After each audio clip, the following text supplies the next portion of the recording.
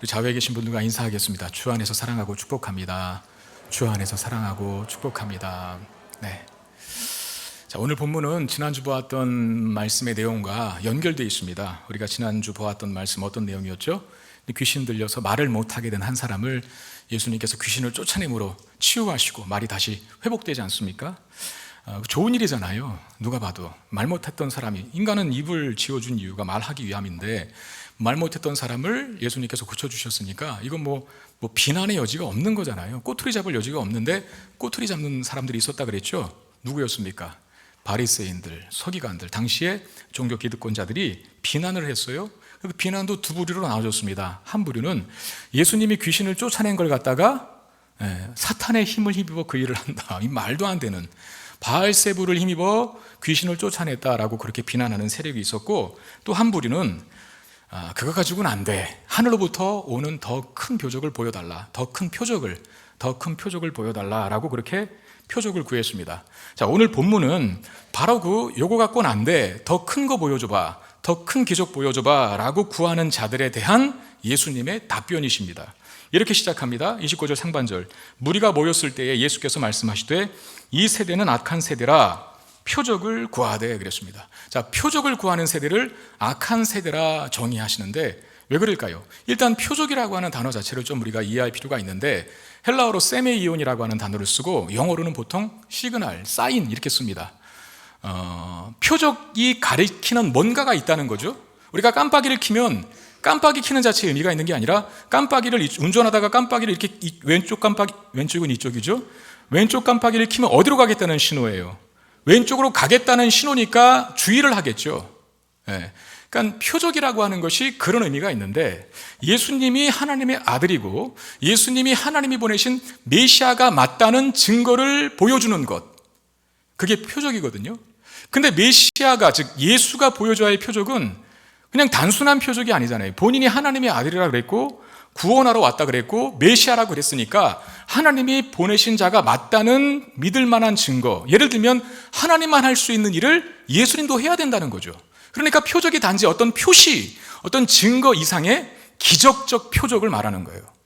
기적과 같은 표적, 하나님만이 하실 수 있는, 당신이 하나님의 아들이 맞다면 하나님만이 하실 수 있는 일을 해봐라, 이게 이제 표적이거든요.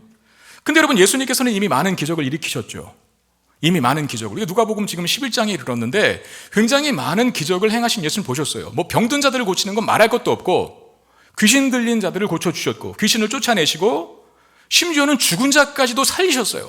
기억나십니까? 보리떡 5개와 물고기 2마리로 5,000명 먹이신 사건, 심지어는 5,000명이 먹고도 12바구니를 남게 거두는 사건. 여러분, 그거 인간이 어떻게 합니까? 이 모든 일들을 사람이 어떻게 합니까? 사람의 힘으로. 근데 하나님만이 하실 수 있는 일을 예수님께서 이미 했다는 거예요. 표적을 많이 보여주셨어요. 그리고 방금 이 사람들이 목격한 일, 다시 말하면 귀신 들려 말 못하는 사람을 고쳐주신 사건도 기적 아닙니까?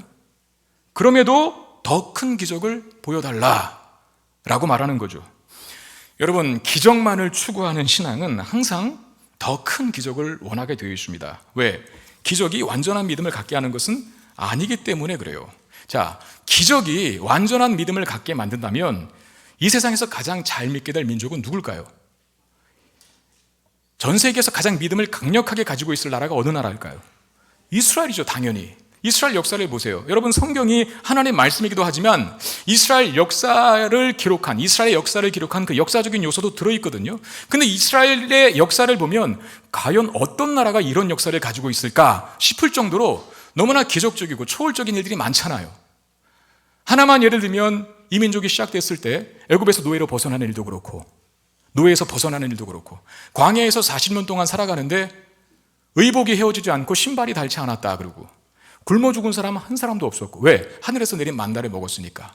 고기 먹고 싶다고 하면 메추라기를 보내셔서 고기를 주셨고, 목마르다 하면 반석을 깨서 물이 나오게 하셨고, 먹을 물이 썼는데 하나님의 나무 쪼가리 하나 넣어라 그랬더니 단물로 바뀌고, 그 출애굽 과정 속에 광야에서 경험한 일 하나만 봐도 이렇게 놀라운 역사를 가진 민족이 어디 있겠어요? 구약 성경을 한번 읽어보세요. 그 민족이 경험한 기적이 얼마나 많은가. 그런데도 가장 안 믿는 나라, 예수를 배척한 나라, 하나님을 신뢰하지 않은 나라, 불순종한 나라로 성경은 고발하고 있죠. 그러니까 기적을 많이 경험했다고 해서 기적을 많이 체험한 것과 비례하여서 믿음이 좋아진다? 그런 일은 없습니다. 그러므로 계속해서 믿음을 갖기 위해 기적을 요구하는 것은 불신앙적인 태도에 가깝습니다. 오히려 안 믿겠다는 증거로 기적을, 더 큰 기적을 보여달라고 하는 거예요. 왜냐하면 아까도 말씀드렸다시피 기적으로 완전한 믿음을 갖는 사람은 없거든요. 그러니까 그것은 마치 목이 마른 사람에게는 생수를 줘야 되는데 자꾸 바닷물 들이키고 소금물 들이키면 더 자극적인 것을 원하는 것과 더 갈증이 나는 것과 마찬가지입니다. 기적만 추구하는 신앙이 그렇게 변질돼요. 이것이 예수님께서 표적을 구하는 사람들을 향해서 악한 세대라라고 규정하신 이유입니다. 물론 기적 자체가 나쁜 건 아니겠죠. 기적은 목적이 있습니다. 전하는 자의 메시지가 진리라는 사실을 증명하는 역할만 하는 것이 기적입니다. 전하는 자가 어떤 메시지를 전할 때 예수님께서 하나님의 보내신 메시아라고 그랬잖아요. 그러면 그 메시아로서 하나님의 나라를 가르치실 텐데 예수가 전하는 메시지가 하나님이 하시는 말씀이다라는 것을 믿도록 하기 위해서 기적이 필요한 거죠. 하나님이 하시는 일을 예수님도 행하심으로 예수님은 그냥 보통 사람이 아니시구나, 하나님이 보내신 메시아가 맞구나, 그러니 하나님이 보내신 메시아이신 예수님께서 하신 말씀을 들어야지, 이렇게 나와야 되는 거거든요. 그러니까 기적의 목적이 그거라는 겁니다. 자, 모세가 이스라엘 백성들로 하여금 하나님께 예배를 드릴 수 있도록 광야로 보내달라고 애굽의 왕인 바로에게 요청했을 때 바로가 거절합니다.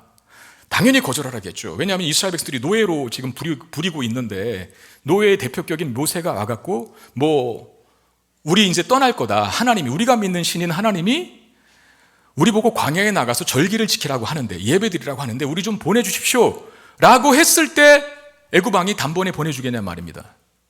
거절해요.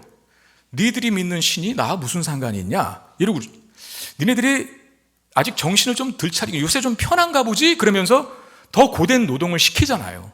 그래서 코가 빠져버린 모세는 처음부터 그거 안 한다 그랬잖아요. 하나님 앞에 도망치고 나 안 합니다, 못합니다, 말 못합니다 막 그러면서 피했잖아요. 억지로 해서 갔는데 바로가 딱 거절해버리니까 코가 빠져갖고 돌아갑니다. 그 돌아가는 과정 속에 하나님께서 모세를 만나시면서 다시 바로에게 가라고 말씀하십니다. 그때 모세의 손을 통해서 10가지 재앙으로 알려진 기적을 행하게 하십니다. 그 첫 번째 기적이 뭐였습니까? 물이 피가 되게 만들고, 개구리 떼가 출몰하여서 전 이집트 전역에 일상생활을 마비시키고, 또 먼지가 이가 되게 만들고, 파리 재앙, 이런 여러 가지 재앙들, 아주 초월적인 기적들을 일으키지 않습니까? 그 기적의 목적이 무엇이냐 말입니다. 그러니까 모세가 하나님께서 보내신 자고, 모세의 말은 단지 모세 개인의 말이 아니라 하나님의 말씀이라는 사실을 나타내 주기 위해서 기적이 도입되는 거예요. 그러니까 기적은 기적을 일으키는 자가 전하는 메시지가 진리라는 것을 증거하는 역할을 합니다. 중요한 말이니까 다시 할게요. 기적은 기적을 일으키는 자가 전하는 메시지가 진리, 즉 하나님의 말씀이다라는 것을 증거하는 역할을 하는 겁니다. 이게 기적의 목적이에요. 어떤 사람은 신비한 체험을 신앙생활 하면서 경험하기도 합니다. 하나님께서 때로는 기적과 같은 신비한 체험을 경험하게 하실 때가 있거든요. 어떤 성도들에게는. 왜냐하면 하나님 안 믿으니까, 하나님 믿게 하려고, 하나님이 어디 계셔? 보이지 않는데, 만져지지 않는데 무슨 하나님이 계시냐라고 말하는 사람들에게 그 말 못하도록 하나님이 초자연적인 역사를 통해서 그 사람에게 어떤 기적, 어떤 신비한 일을 경험시켜 주시기도 하시거든요. 안 믿으니까. 그러니까 하나님의 살아계심을 알게 하고 믿게 하는 역할을 기적이 한다면 그 다음에는 어디로 가야 됩니까? 말씀으로, 진리의 말씀으로, 성경 말씀으로 가서 그 믿음을 견고하고 안정적이고 성숙하게 만들도록 해야 하는 거죠. 이게 이제 보통 정상적인 신앙생활을 하는 사람들의 과정이거든요. 근데 하나님 말씀이 없이 기적만 추구하는 사람들은 결코 올바른 믿음을 가질 수가 없습니다. 그 신앙생활이 견고하지 못하고 굉장히 불안정하고, 특징적인 거, 교회를 자주 옮겨 다닐 거예요. 왜? 신비한 걸 많이 추구하는 교회로 갔어요. 근데 계속 신비한 걸 요구하거든요. 더 자극적인 거, 더 쇼킹한 거. 근데 그런 교회가 어디 있습니까? 그러다가 안정적인 신앙생활을 못하가 교회 안 다니는 거예요. 교회가 사기쳤나 보다, 쇼인가 보다, 그리고 떠나버리죠. 저는 개인적으로 참 감사한 일이 하나 있는데, 여러분, 저는 제가 처음부터 교회 다니는 사람 아니잖아요. 기독교 가정에서 태어난 사람 아니거든요. 중간에 예수 믿게 된 고등학교 1학년 때. 근데 고등학교 1학년 때 예수를 믿기 시작할 때 정말 그 초반에 하나님이 어마어마한 기적들을 많이 보여주셨어요. 신비한 체험을 많이 하게 하셨어요. 여러분, 제가 여러분들이 보았을 때 하나님 잘 믿을 사람처럼 보입니까? 아니면 잘 못 믿을 사람처럼 보입니까? 솔직히 얘기해 보세요. 저는 팔랑귀가 아니거든요. 저의 특징 중에 하나가 물건을 잘 안 산다는 겁니다. 물건을 잘 사는 사람들이 있죠. 그 특징이 뭡니까? 약간 귀가 가벼워요. 누가 뭐 말하면 다 그냥 받아들여요. 근데 저는 눈으로 확인하기 전에는, 논리적으로 이성적으로 떨어지기 전에는 잘 안 믿는 성향과 기질을 가진 사람입니다. 그것 때문에 하나님이 신비한 체험을 많이 하게 하셨어요. 그러니까 목사님은 좋겠다, 신비한 체험도 많이 하고 기적도 많이 봐서. 아니요, 잘 안 믿을 것 같으니까 그 방법을 쓰신 거예요. 그러니까 사람마다 다 다른 특징으로 하나님께서 그 믿음을 갖게 하시는데, 저는 대체적으로 중간에 예수 믿게 된 사람들 있잖아요. 예를 들어 집안이 불교 집안이야, 믿음이 없던 집안이에요. 그런 집안에서 예수 믿을 때 굉장히 신비하고 기적적인 일들을 체험함으로 하나님의 살아계심을 알게 하죠. 그런 사람이 특별히 하나님께 사랑을 많이 받아서 기적과 신비한 일을 체험하나? 참 부럽다. 이게 아니라 강팍하니까, 말씀 자체로는 안 믿으니까, 그런 역사를 경험케 하심으로 처음에 하나님의 살아계심을 부인하지 못하도록 만들거든요. 제가 그랬습니다. 근데 감사한 건 저는 계속 신비한 체험만 추구하는 쪽으로 가지 않았다는 거예요. 성장하면서 하나님 말씀에 관심을 갖게 됐어요. 성경 말씀에 하나님을 알고 싶은 마음이 막 생기는데, 뭘로 압니까? 기도한다고 알아집니까? 무작정? 소나무 하나 뭐 어디 뒷동산 올라가서 소나무 뿌리 뽑는다고 하나님 압니까? 그거 아니거든요. 계시된, 하나님을 계시하신 이 신구약 66권의 말씀을 통해서 하나님을 알죠. 그래서 말씀에 관심을 가지게 되었어요. 점점 더 말씀 중심의 신앙으로 아주 견고해집니다. 저는요, 목에 칼이 들어와도 하나님의 살아계심을 부인할 수 없어요. 이제 어떤 힘든 일이 닥쳐도 저를 목회자로 부르신 하나님 말씀을 증거하는 목회자로 평생을 살아도 저 후회 없습니다. 무엇이 나로 이렇게 강한 확신과 믿음을 갖게 만들었을까? 체험이요? 기적이요? 아닙니다. 하나님 말씀이요. 제가 만약에 체험만 추구하는 신앙이었으면 교회 떠났을 수도 있어요. 왜? 기적만으로는, 체험만으로는 만족이 없으니까. 여러분, 우리 교회는 하나님 말씀을 참 중요하게 여기는 교회입니다. 여러분들은 참 그래서 좋은 교회를 오신 것입니다. 우리 옆 사람하고 한번 인사할까요? 관둡시다. 자, 목사님들도요, 다 추구하는 바가 조금씩 틀려요.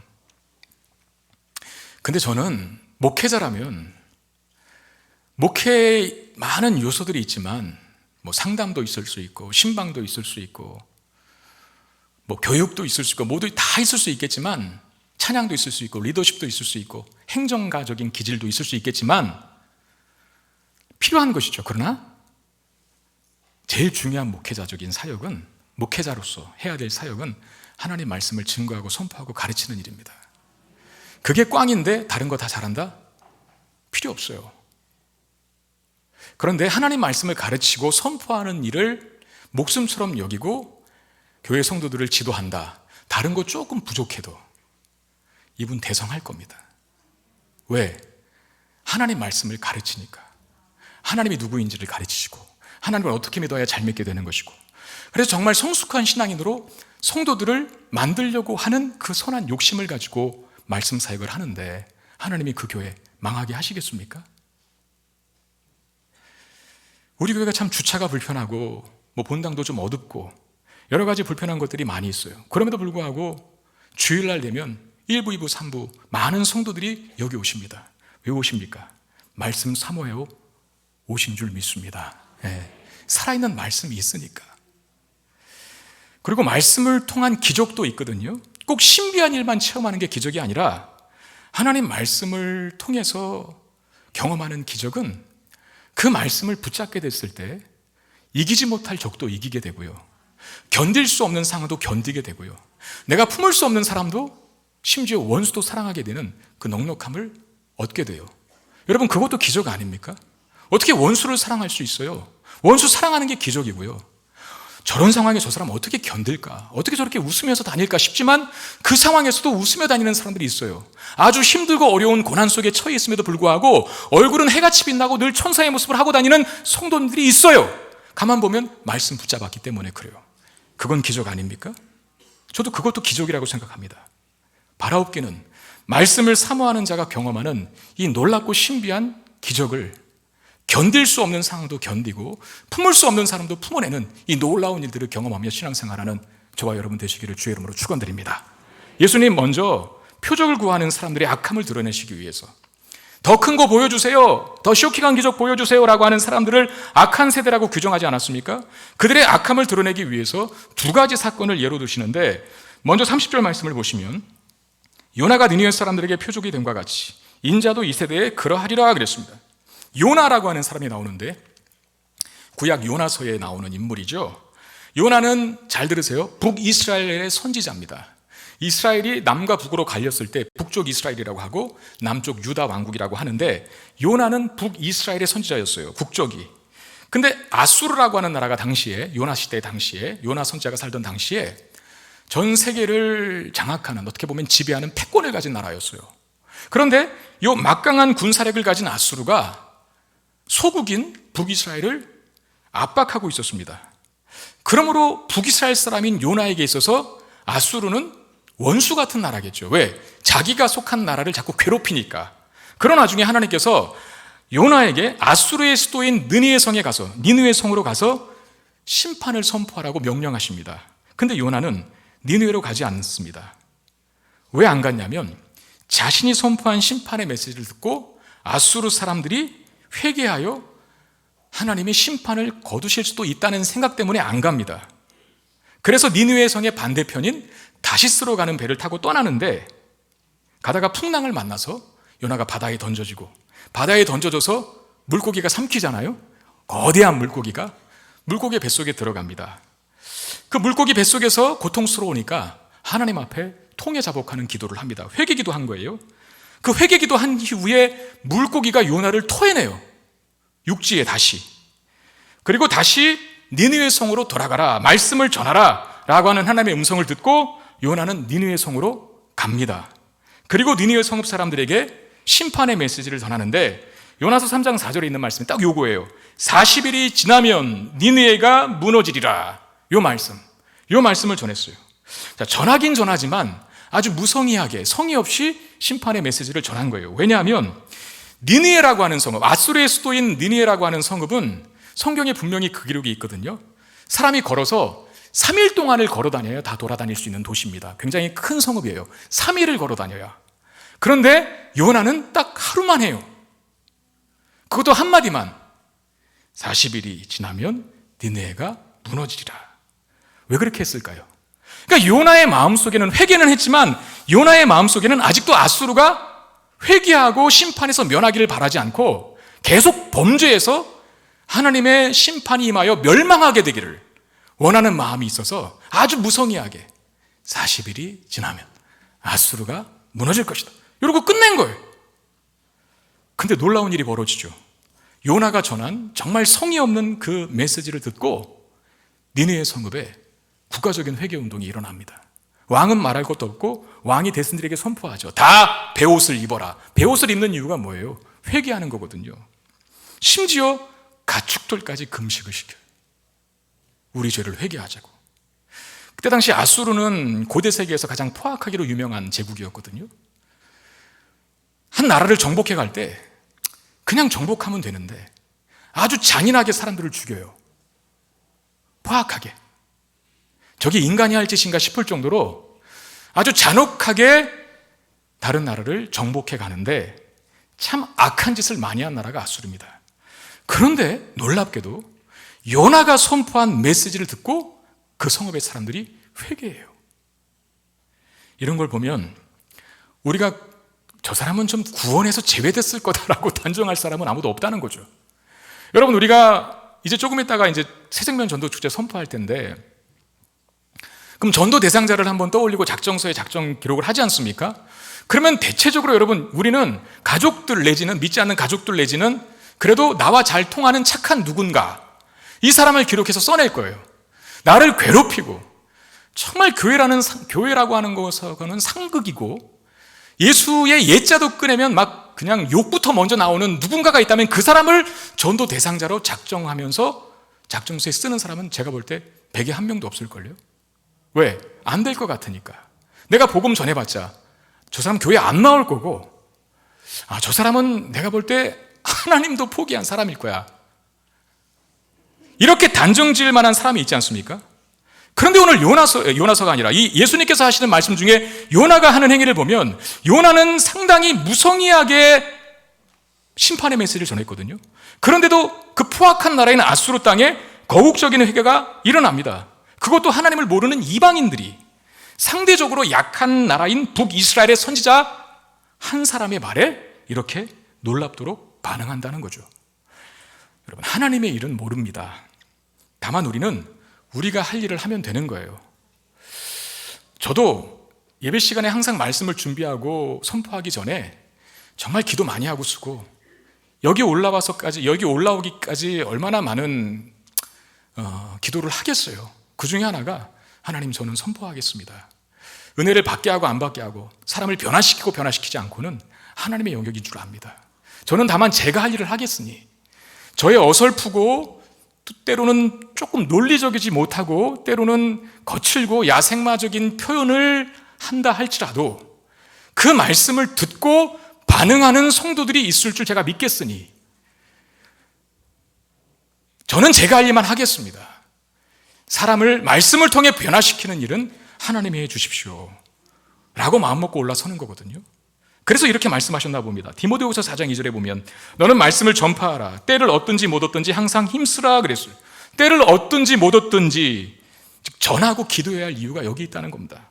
결과는 하나님께 맡기고 우리가 맡겨진 사명에 최선을 다해야 할 이유, 하나님 그것만 요구하신다는 것이죠. 내가 그게 영혼을 전하는 영혼을 구원하는 복음 전도의 사명이든 아니면 어떤 부분에서 섬기는 봉사하는 영역이든 간에 하나님께서 나에게 맡겨주신 사명, 최선을 다해야 할 책임은 우리에게 있죠.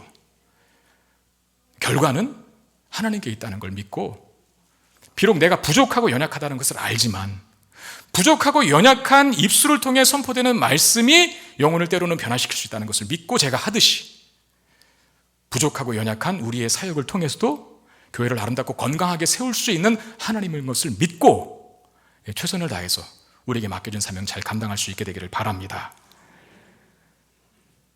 요나는 니느웨 백성들에게 대충 전했을 거예요. 분명합니다.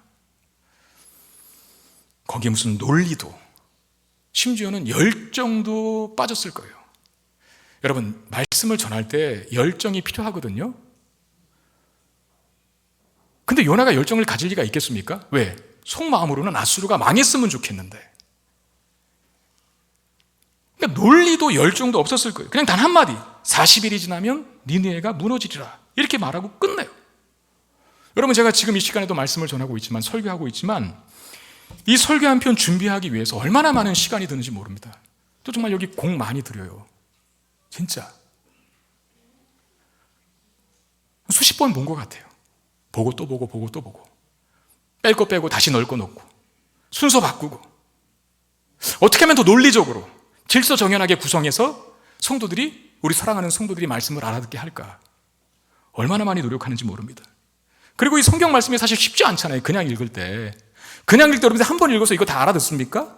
여기에 무슨 메시지 딱 오십니까? 나에게 주는 메시지가 뭔지 딱 오십니까? 감이 잘 안 올 수밖에 없죠. 왜냐하면 우리는 이 땅에 발을 딛고 사는 사람들이고 성경 말씀은 하늘의 언어잖아요. 그래서 때로는 너무 땅에 치우쳐진 인생을 살다 보니까 이 하늘의 음성을 잘 못 듣는 영적 장님처럼, 김어거리처럼 그런 신세로 살아갈 때가 있지 않습니까? 목회자들이 할 일이 뭐겠어요? 이 하늘의 언어를 땅의 언어로 좀 바꿔줘도, 성도들이 알아들을 수 있는 언어로 바꿔서 이해할 수 있게 전하는 거죠. 그래서 이것저것 한번 어떤 예를 들어야 성도들이 더 잘 이해할까, 그래 이런저런 예화도 찾아보고, 그래서 제가 제 집사람 얘기, 저희 자녀들 얘기 많은 하는 이유가 뭐겠어요? 제 세상을 팔아먹으면서 하는 이유가 뭐겠어요? 여러분들 잘 알아들으라고 저는 나름대로 희생하는 겁니다. 정말 공을 많이 들여요. 그런데도 주무십니다. 그런데도 안 들으십니다. 제가 지금 내려가서 한번 물어볼까요? 제가 지금까지 한 말씀 한번 정리해서 말씀해 보시라고.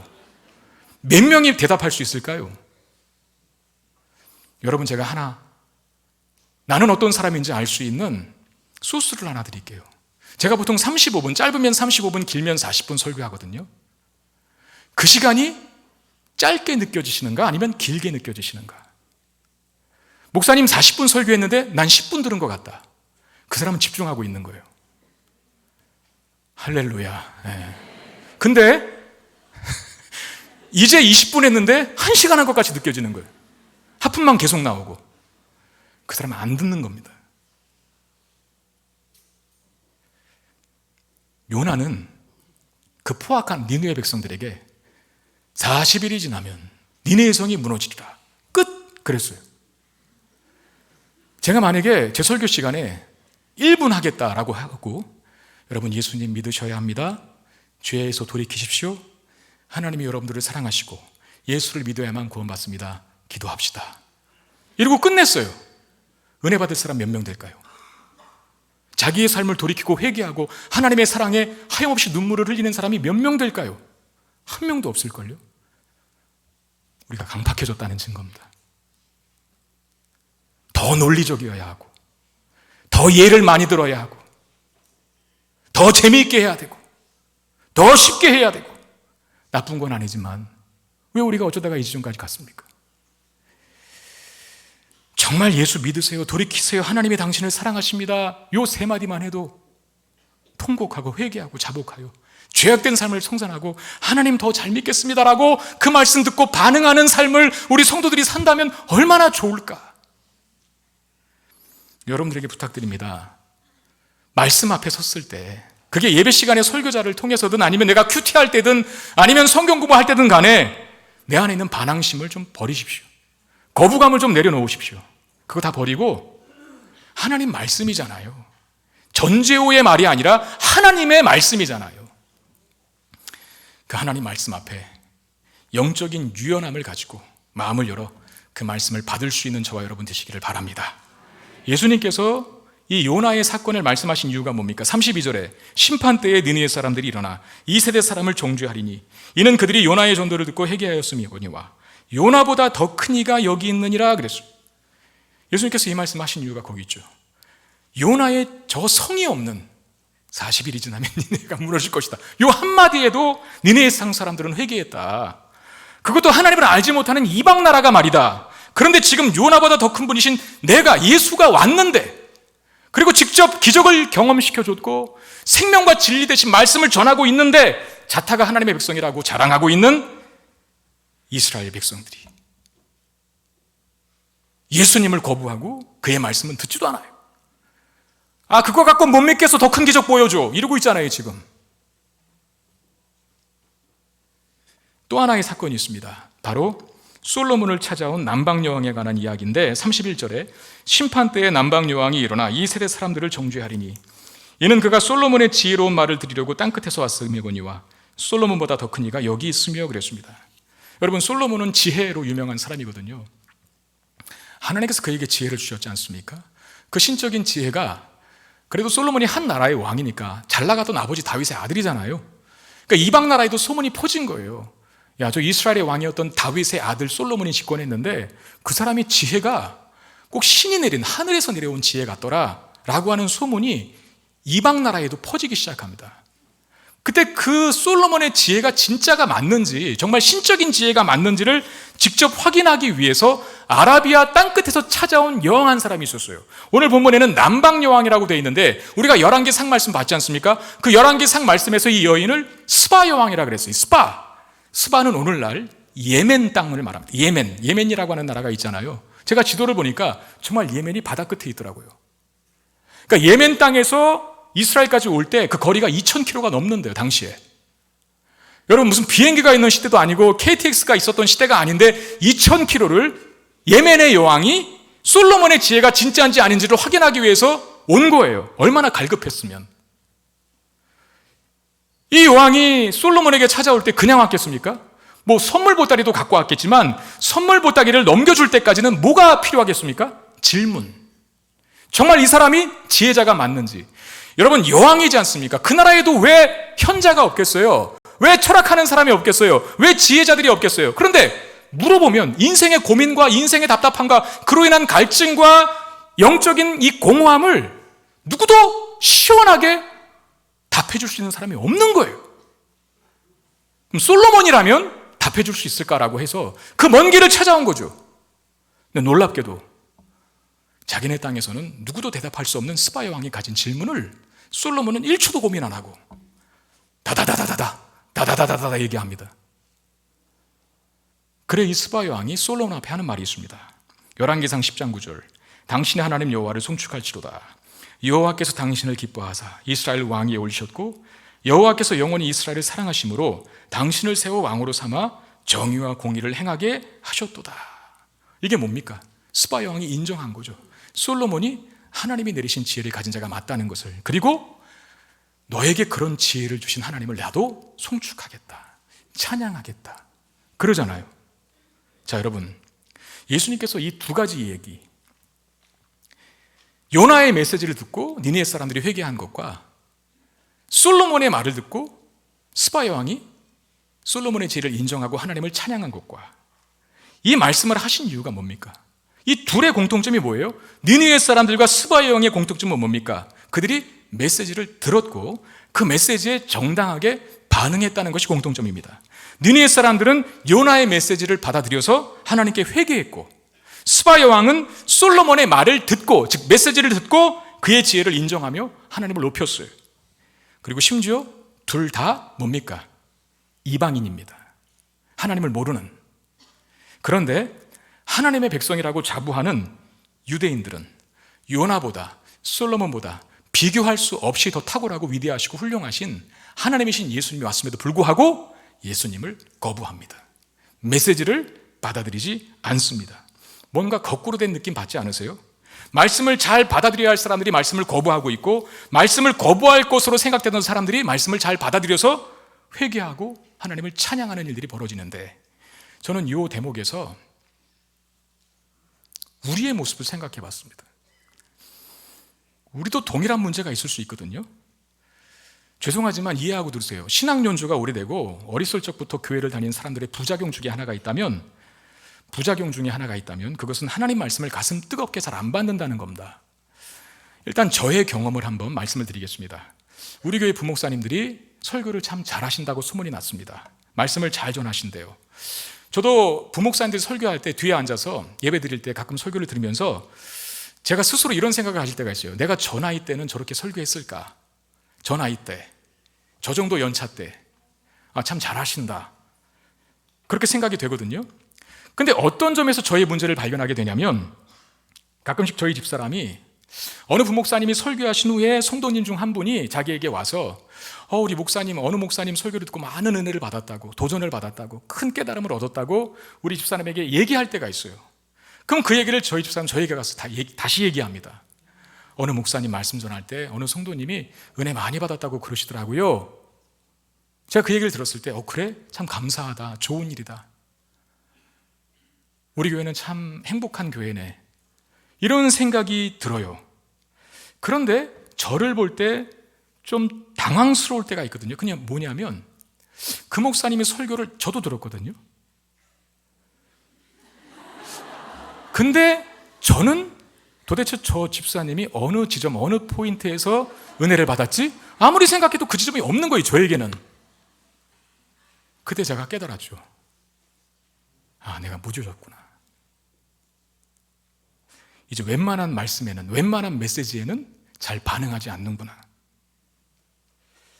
여러분, 교회를 오래 다니고 신앙 연조가 오래되신 분들 중에 가장 안 좋은 습관이 있다면, 물론 정상적으로 잘하는 분들도 많이 계십니다. 이 말씀을 근거로 드리는 예라 이런 적용을 한다는 걸 이해해 주시고, 교회 오래 다니고 신앙 연조 오래되신 분들이 갖는 아주 안 좋은 습관이 있다면 그건 뭐냐면 설교도 듣기 전에 난 다 안다, 그거예요. 그리고 또 그 소리 하네? 그거예요. 그리고 교회에서 양육반 성장만 하고 제자훈련 한다 그러면 나 이전 교회에서 다 했어. 이거예요. 기대감을 가지고 말씀의 자리에 있지 않습니다. 그냥 형식적으로 습관적으로 앉아있을 때가 많습니다. 그리고 또 하나, 신앙이 참 안 자라는 분들이 계시거든요. 저렇게 몇십 년 신앙생활 했으면 좀 바뀌어야 자라나야 되는데 왜 안 자랄까 싶은 분들이 계세요. 여러분, 생명이 있는 건 자라지 않습니까? 신앙도 마찬가지. 영적 생명이 있는 거예요. 생명이 있는 거라면 신앙도 자라야 맞는 거거든요. 그게 정상적인 거죠. 근데 안 자라는 분들이 계세요. 뭐가 부족해서? 우리 교회 환경이 나쁩니까? 아니면 목회자가 악하고 저질입니까? 아니거든요. 그리고 우리가 조금만 노력하면 얼마든지 성경 공부도 할 수 있고 유튜브나, 물론 검증받은 것을 들어야겠지만, 이런저런 목사님네 교회, 유명한 한국교회 설교 참 잘한다는 목사님 설교 들을 수 있는 환경이 있습니다. 이미 스마트폰 하나 켜면. 내가 더 구체적으로 공부하고 싶다고 하면은 책방에 가서, 기독교 백화점 많거든요. 책 사서 볼 수도 있는 상황이, 환경이 주어졌어요. 우리 교회는 교회에서 정말 예배의 목숨 거자라고 이야기하면서 그 예배의 가장 중요한 핵심인 말씀 전하는 일에도 목회자들이 최선을 다해서 영적 진수성찬을 준비하려고 노력하고 있어요. 그리고 교회 안에 다양한 성경 프로그램들을 매 학기마다 합니다. 오늘도 여러분 주보에 받으셨죠? 그거 그냥 되는 거 아니에요. 안 해도 되는 거거든. 안 해도 되는 거예요. 그거 하면 월급 더 받고 그거 안 하면 월급 더 깎이고 이런 거 없습니다. 그럼에도 저녁 시간까지 강의 열면서 하는 이유 뭐겠어요? 여러분들 잘하게 하기 위해서 좋은 환경 시스템 다 있어요. 그런데도 안 잘한다면 누구 문제입니까? 누구 도대체? 어머니는 아들을 위해 식사 때마다 진수성찬을 차려요. 진수성찬을 상따라에 부러지게 차리는데 그럼에도 아들은 늘 삐쩍삐쩍 말라가요. 왜 삐쩍 말라갈까요? 이유는 하나, 진수성찬 차리면 뭐래요? 안 먹는데 누구 책임입니까? 어머니 책임입니까? 아니면 먹지 않는 아들의 책임입니까? 죄송하지만 오히려 교회에 처음 나오시고 이제가 신앙생활 시작하신 분들, 이런 분들이 말씀의 은혜 받고 찬양에 감동하는 일이 참 많습니다. 왜 그럴까요? 거꾸로 됐어요. 왜 그럴까요? 사무엘상 말씀에 보면 엘리 제사장 이야기가 나오거든요. 엘리 제사장 오래된 사람입니다. 목회자로 따지면 이제 무슨 연륜과 경험이 풍성한 목회 중진, 그 역할을 감당하고 있던 사람이 엘리 제사장이었는데 오늘날 제사장 수업을 받고 있는 어린 사무엘이 쫓아와서 부르셨습니까 선생님? 라고 묻는 거예요. 나 너 안 불렀다? 다시 갑니다. 사무엘이 또 어떤 음성을 들어요. 사무엘아 사무엘아. 또 엘리 제사장이 부른 줄 알고 쫓아갔어요. 엘리 제사장이 또 나 너 안 불렀는데? 엘리 제사장이 딱 이제 느낀 거죠. 사무엘아, 한 번만 더 그런 이야기가 들리면, 널 누가 부르면 말씀하옵소서 주의 종이 듣겠나이다 라고 하라. 그랬더니 사무엘에게 하나님의 말씀이 들리죠. 여러분, 이걸 한번 곰곰이 생각해 보세요. 원래 잘 들어야 할 사람은 누굽니까? 엘리 제사장 아닙니까? 목회의 경력도 많고 신학 연조도 높고, 사무엘은 아직 애예요. 애. 신학생 축에도 못 드는. 그런데 얘하고는 하나님 말씀하시고 엘리 제사장하고는 말씀 안 해요. 뭐 때문에? 굳어진 거죠. 사무엘은 아직 순수한 거죠. 예수님을 거부한 이 유대인들의 모습이 나의 모습일 수 있다 생각하십시오. 유대인들은 하나님을 알고 있었고 율법도 가지고 있었고 성전도 가지고 있었고 제사도 가지고 있었고 많은 것들을 가지고 있었지 않습니까? 하나님을 알만한 것들을. 그런데도 정작 하나님이신 예수님이 왔는데 거부합니다. 이게 바로 그들이 더 큰 심판을 받아야 마땅하다는 이유입니다.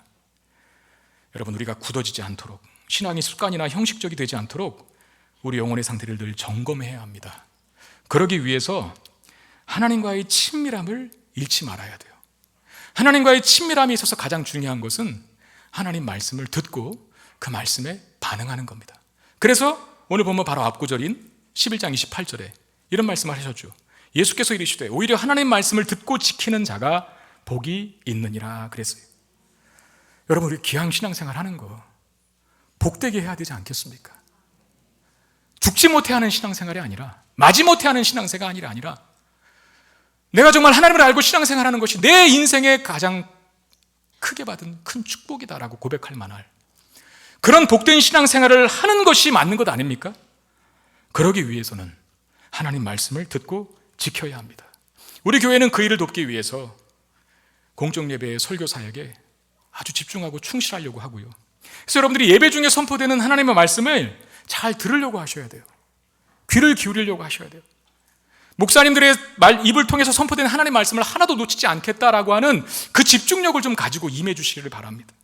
그리고 말씀과 관련된 프로그램들이 우리 교회에 참 많이 있어요. 양육과정, 성경 세미나, 큐티, 이런 데 좀 사모하는 마음으로 참여하십시오.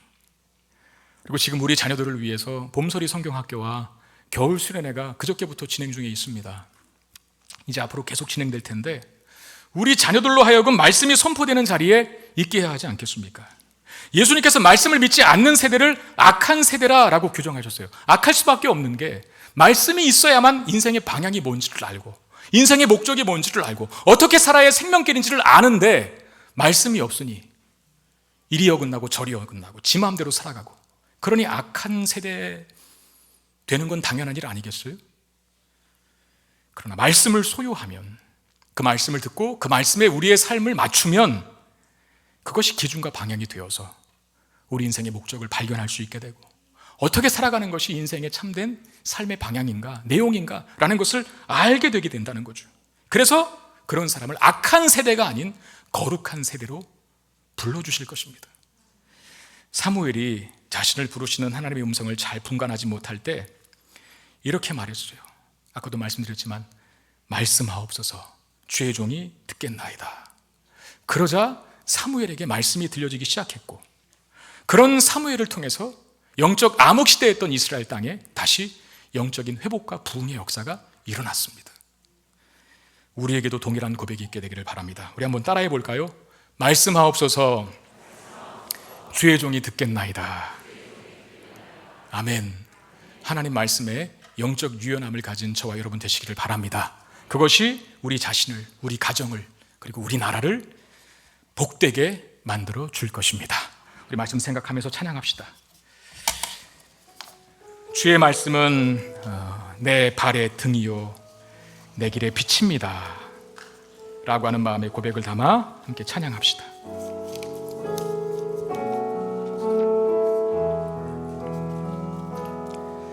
주 말씀 내 삶 비출 때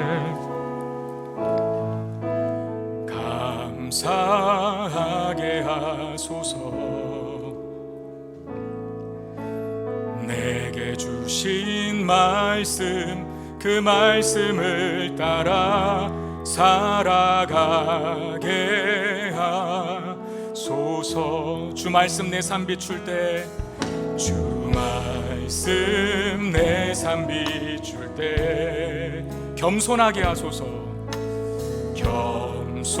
겸손하게 하소서. 내게 주신 말씀, 내게 주신 말씀 나의 삶 되어 주를 닮게 하소서. 주의 말씀은, 주의 말씀은 내 발의 등이요 내 길의 빛이 되시니,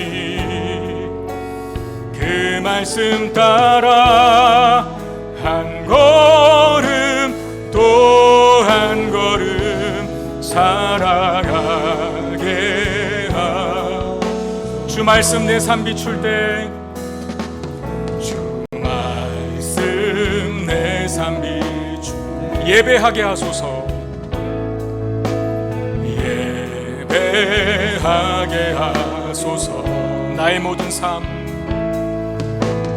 나의 모든 삶 향기로운 제물 되어 예배하게 하소서. 주의 말씀은, 주의 말씀은 내 발의 등이요 내 길에 빛이 되시니 그 말씀 따라 한 걸음 또 한 걸음 살아가게 깨닫게 하소서. 깨닫게 하소서. 나를 가르치소서. 주 말씀 떠나지 않게 하소서. 깨닫게 하소서. 깨닫게 하소서. 나를 가르치소서. 주 말씀 떠나지 않게 하소서. 주의 말씀은 내 발에 등이요 내 길에 빛이 되시니 그 말씀 따라 한 걸음 또 한 걸음 살아가. 다시 한번 전심으로 찬양합시다. 주의 말씀은 내 발에 등이요 내 길에 빛이 되시니 그 말씀 따라 한 걸음 또 한 걸음 살아가게 하소서. 우리 시간 한 목소리로 기도할 때 하나님, 내가 말씀에 반응하지 않는 악한 세대가 아니라 하나님 말씀에 반응하여 거룩한 세대로 사는 복을 누리게 하여 주옵소서. 말씀 사모하는 마음과 말씀에 순종하는 이 영적인 유연함이, 이 거룩한 삶이 우리에게 있게 하시사 우리를 통해서 하나님의 영광이 드러나고 우리의 신앙생활이 그야말로 복스러운 것이 되게 해주십시오. 우리의 간절한 기도 제목을 가지고 같이 기도하는 시간 갖겠습니다. 기도하겠습니다. 아버지 하나님, 주의 말씀에 유연하게 반응하는 영적인 온유함이 저와 우리 사랑하는 성도들에게 다 있게 되기를 원합니다. 어느덧 하나님 무뎌져버린, 무감각해져버린 우리 영혼과 신앙의 상태를 하나님 앞에 고백합니다. 나 다 한다, 무슨 소리다, 나 이미 다 해봤어라고 하면서 뜨겁게 말씀에 반응했던 삶을 과거의 추억으로만 가지고 있지는 않은 오 주님, 우리 이 시간 다시 한번 익히게 하시옵소서. 하나님 말씀을 받고 듣고 그 말씀에 반응하며 순종하며 우리의 삶을 살고 하나님의 영광을 드러내는 삶을 살아갈 수 있는 우리 모두가 될 수 있도록 인도하여 주옵소서. 하나님 말씀이 없는 세대들을 향하여 악한 세대라 하셨습니다. 우리가 악한 세대 되지 않게 도와주시고 하나님 말씀에 순종하고 믿음으로 살아내는 거룩한 세대 되게 하여 주셔서 우리를 통해 하나님의 영광이 드러나고 하나님의 이름이 높아질 수 있는 복을 누리게 하여 주옵소서. 주님 믿습니다.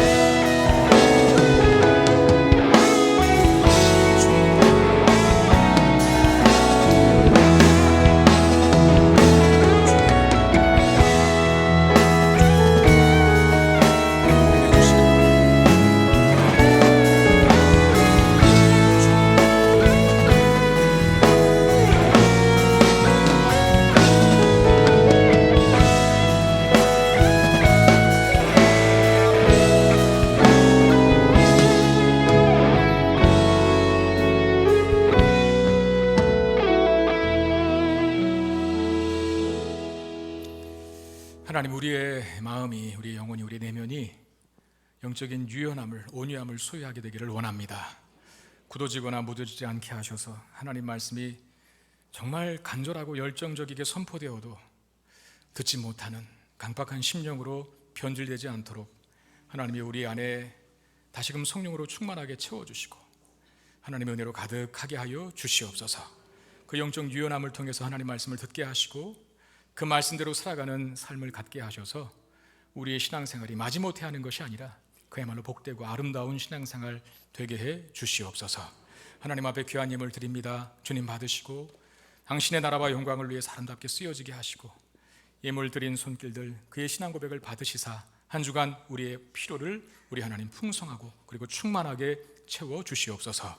우리 주 예수 그리스도 이름으로 간절히 축복하며 기도드리옵나이다. 아멘.